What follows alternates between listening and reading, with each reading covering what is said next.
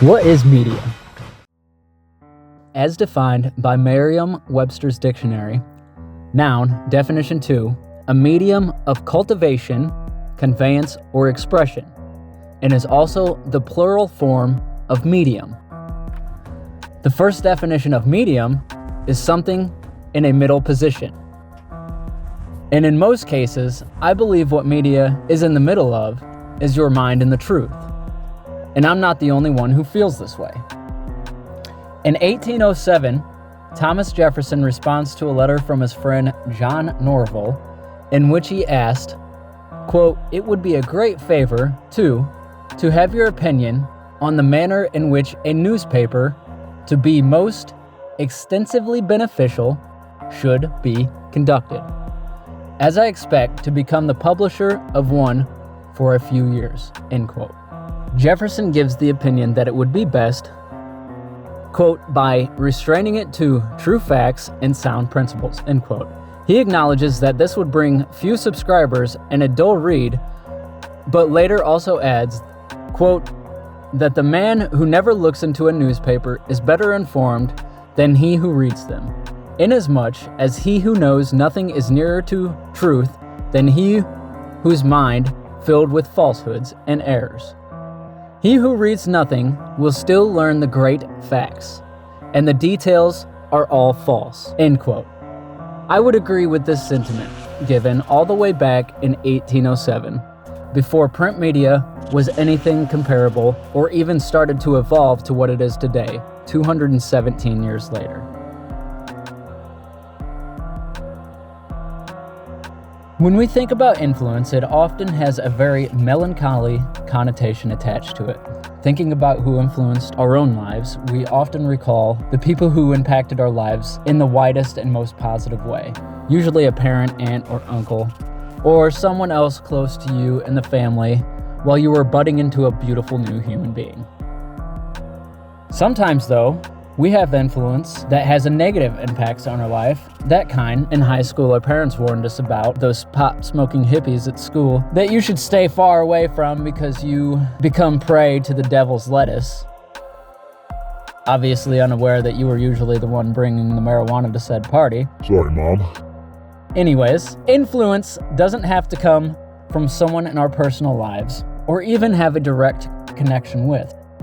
Sometimes influence is on the periphery, and often a lot more powerful when it is on the periphery, because when we don't realize influence, the programming can seep all the way down to our subconscious. When we are influenced on that level, it can often alter, shape, and form our core beliefs and perceptions in life.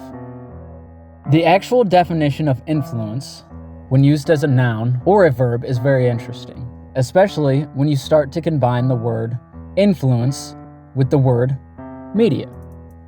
We begin to form a more complete picture of how we got to where we are today. When influence is used as a verb, the definition is 1. To affect or alter by indirect or intangible means. 2. To have an effect on the condition or development of.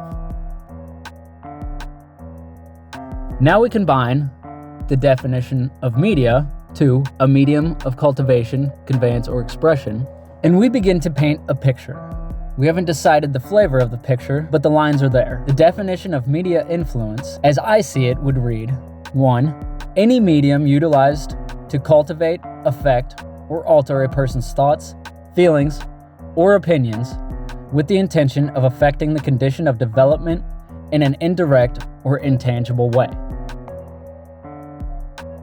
Now, it kind of sounds like I'm putting a negative spin on media influence, and for the purpose of this video, I 100% am.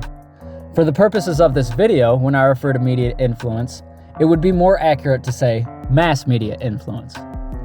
Mass media is defined by Merriam-Webster's as the plural form of mass medium, noun, and reads, a medium of communication such as newspapers, radio, or television that is designed to reach the mass of the people.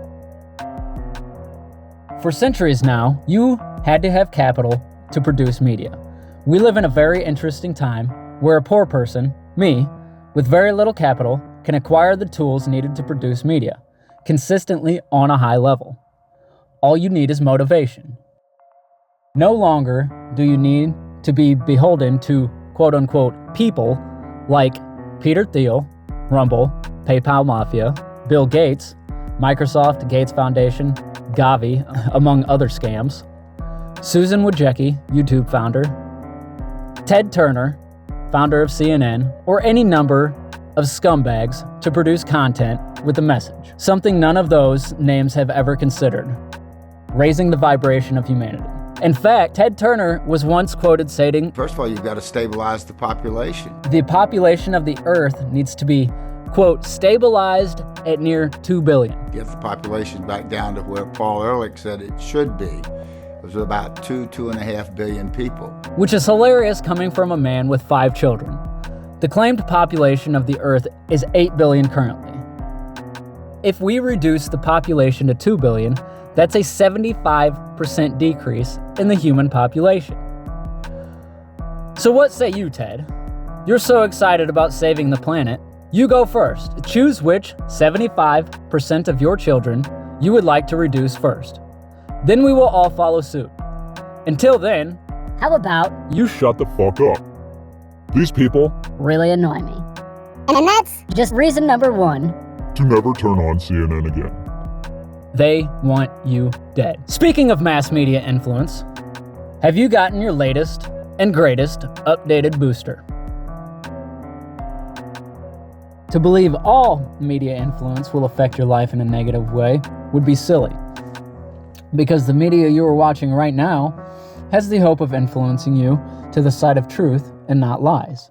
The intention of this media I create is to lift the vibration of every human I have the ability to reach and bring us all closer to freedom and away from tyranny. If you're not already aware, we live in an oligarchical, one-world totalitarian regime built on the sole purposes of depopulation and enslavement. This may not be the channel for you. Only one copy of the first mass media is known to exist, printed September 25th, 1690, quote, immediately on its publication, it was noticed by legislative authorities, end quote. 4 days later, it was stated that printing it was contrary to law because it contained, quote, reflections of a very high nature, end quote. Printing thereafter was strictly forbidden, without license first obtained from those appointed by the government.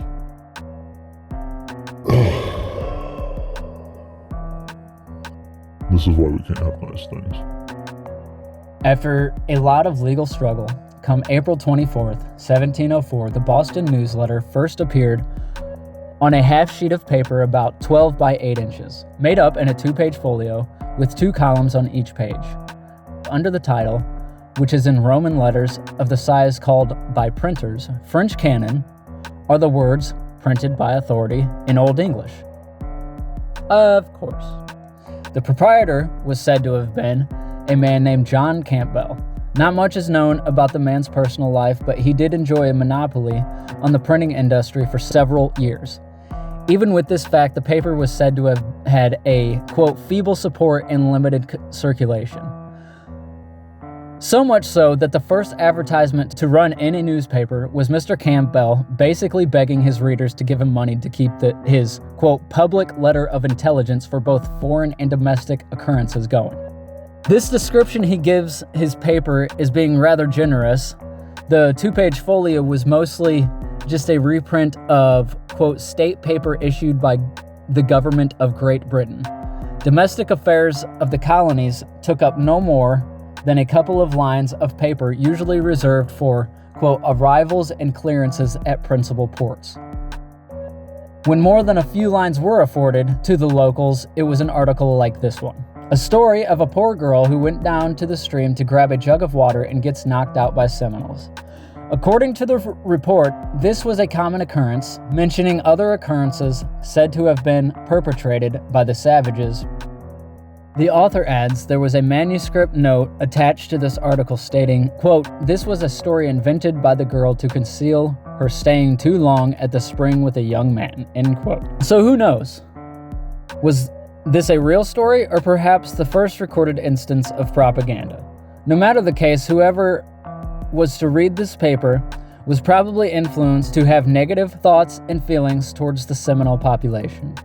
Or maybe people of the times would have been able to see through the repeated story, and that's why Campbell's paper wasn't popular until a new establishment rolled into town, whose first order of business was actually to take Campbell's position as postmaster of the town before he set up shop. James Franklin was the proprietor of the new newspaper he named the New England Courant. And to add insult to injury, in Franklin's first edition of his paper, he scores Campbell's paper as a, quote, dull vehicle of intelligence. Campbell, obviously annoyed by the unfortunate turn of events for him, he decides to print a response to Franklin in the Boston Newsletter. A very catty response too, I must add, even referring to Franklin as, quote, homo non unius negate, a Latin phrase meaning not a single person's business, and a, quote, jack of all trades and it would seem good at none. Eek. Campbell a little bitter about the new competition, perhaps. But nevertheless, this rivalry is exactly what he needed to get a little boost in his sales. Quote, this quarrel doubtless added popularity to both papers. A certain portion of readers have always appeared to enjoy the quarrels of editors.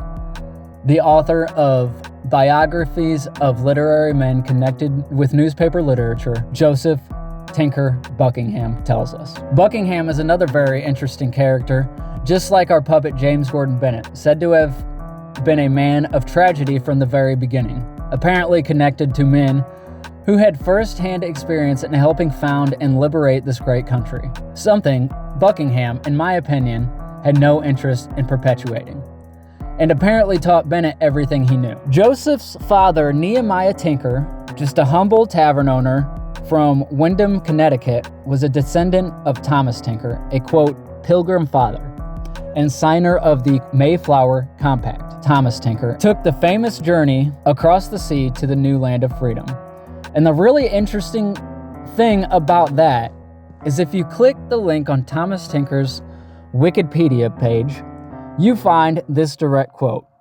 He and his family all perished in the winter of 1620 to 1621. Let's look up one more definition before we part ways today. The definition of descendant when used as a noun reads, 1. Originating or coming from ancestral stock or source, one descended from another. Now, in order to be descended one from another, that would imply there are surviving members of one's, quote, ancestral stock, for the bloodline to proceed from an ancestor or source. This all seems very curious to me.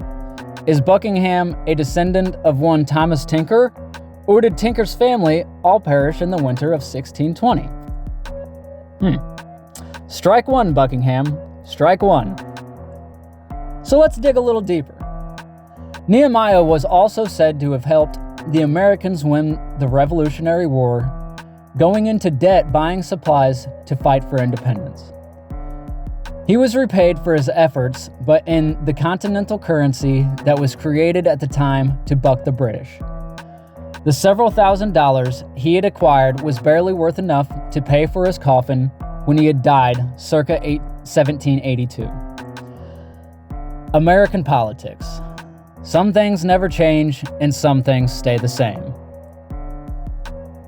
This left Buckingham's mother the sole caretaker of 8 small children, and already said to have been in poor health like her husband, was unable to keep the tavern running and apparently had to sell. This left them in a position where the mother and children had to rent rooms in the house they once owned, and even receiving charity from the deacon Samuel Gray. In the wintertime, Buckingham was said to have been so destitute he lacked shoes and socks, and once walked barefoot in the snow to pick up wood chips for fire, end quote. And after this harsh winter, the family was said to have been broken up. The sisters were all adopted, housing was found for the mother in the Lathrop family home, and Joseph was apprenticed to a local farmer until the age of 16. Quote, although Joseph had scant schooling, he somehow learned to read, and he read aloud from the Bible daily, getting all the way through it a dozen times, end quote, which he attributes to the writing style he found later in life. Man, this Paul Bunyan story reminds me of someone else's humble beginnings. Something about being starving and finding a New York shilling on the ground gave him motivation to keep going. Who was that? Who knows? Anyway, Buckingham, later in life, after becoming a man of literary renown, was asked to publish an article in a very popular educational magazine named McGuffey's Fourth Reader, selling 120 million copies between 1836 and 1960, putting it in sales categories with other small publications like the Bible and Webster's Dictionary. I have a feeling these readers are something I'll need to do a deep dive on as we progress and all aboard. You first take over a nation by educating its children. These readers were targeted at grades 1 through 6, when young minds are most influential.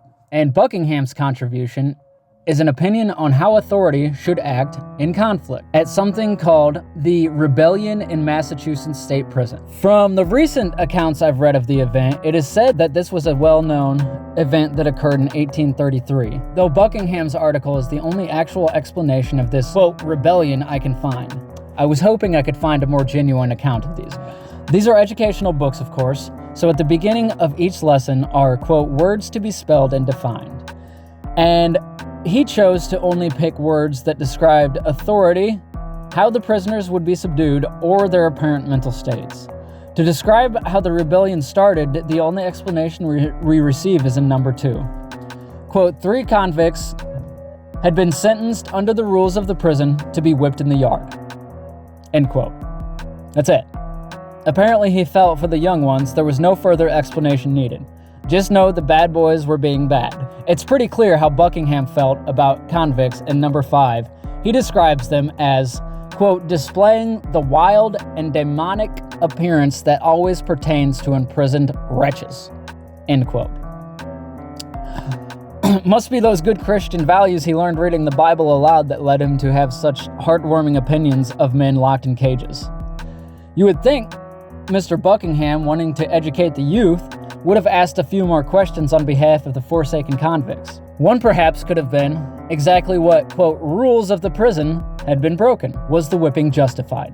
These men obviously felt it wasn't, and the only way to have their voice heard was that of rebellion. None of those things mattered to Buckingham. What he enjoyed most was that through threat of deadly force, the authorities subdued the disgusting convicts. A one Major Wainwright, commander of the Marines stationed at a nearby Navy yard, was dispatched to the area for the purpose of, quote, force of firm demeanor and persuasion upon the engaged multitude, end quote. What were the persuasion tactics of Mr. Wainwright, you ask? Ones of de-escalation and leveling with the convicts to understand the best outcome for all parties involved? Don't be retarded. The only request of the convicts was to, quote, obtain remission of the punishment of their 3 comrades. To which is replied, Negative, bros. Quote, the rules of the Prison must be obeyed. what rules? Who knows? No one seems to think that's an important part of the story. Being sure to remind the prisoners that, quote, if every prisoner was killed in the contest, power enough would be obtained to enforce regulation of the prison.